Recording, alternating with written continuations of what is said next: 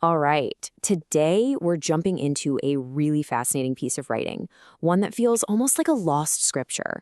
It's called The Invitation of the Undismayed Shadow. Now, our goal here is to really crack this thing open, to get past the dense, symbolic language and figure out the powerful philosophy that's hiding inside.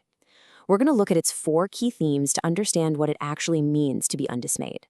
It's definitely a dark and challenging journey, so let's get into it.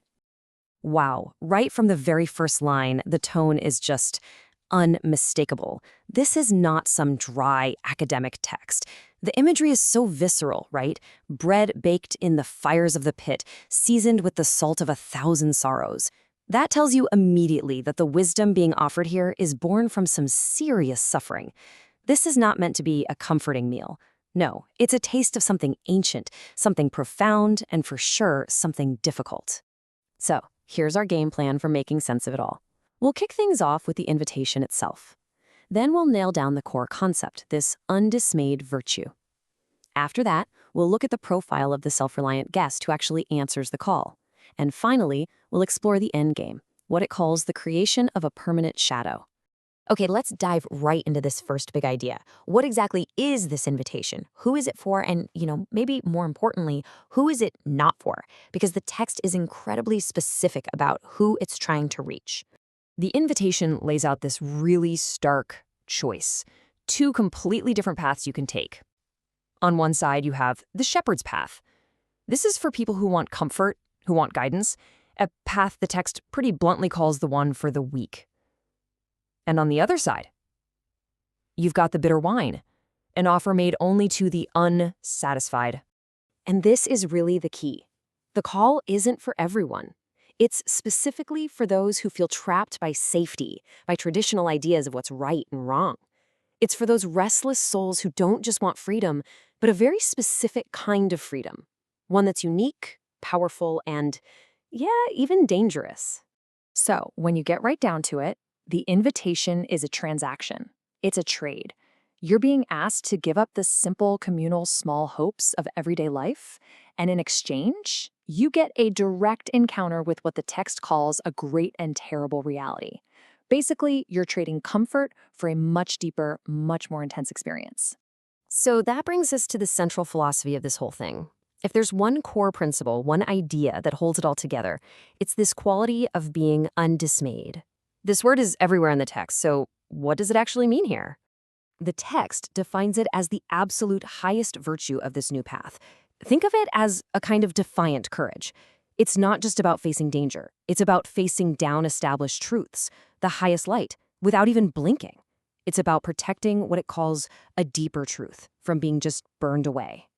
And I love how the text contrasts this virtue with its exact opposite.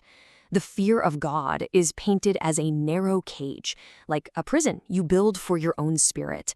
But the undismayed will, well, that's the hammer that comes along and just smashes that cage to pieces, setting you free.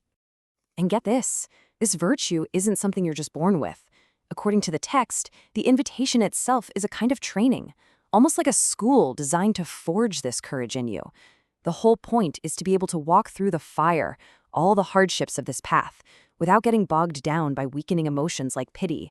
So let's say you accept this invitation. You go through the training, you learn to be undismayed. What kind of person do you actually become? The text gives us a really clear profile of this ideal individual, who it calls the guest. Let's just run through the key traits of this guest. First, they walk the path of the razor, which sounds like a pretty dangerous and precise journey. They're totally self-reliant, finding their own north in a world where maybe the old stars have burned out. They live beyond good and evil, operating on a completely different moral compass. They can drink from the cup of the void, stare into absolute nothingness without flinching. And finally, they find their true home, not in the light, but in the nights, in the realm of the unknown. And this all leads to a really profound twist. The whole point of this path isn't to just be a follower forever. It's a journey to become an equal. The text suggests that the guest who finishes this journey realizes that they're made of the exact same free and creative spirit as the host who invited them in the first place. So this brings us to the big question, right? We've seen how a person gets totally transformed. But what's the purpose of all this? What's the larger, maybe even cosmic, ambition behind this whole philosophy? And this is where the final vision of this philosophy just becomes staggering. It's not just about personal change anymore. It's about starting a fundamental shift in the world itself. It's about the dawn of a new and much, much darker age. The text actually outlines a clear progression for us. It all starts with a personal choice, the invitation. That choice then becomes a binding contract. This contract is what kicks off a new age. And the final result? The entire world is pulled into this new reality, becoming what it calls a permanent guest. So the conflict is framed as this daily battle between two opposing calls. You've got the sun's invitation, which is a call to the mundane, the routine, the drudgery of the light.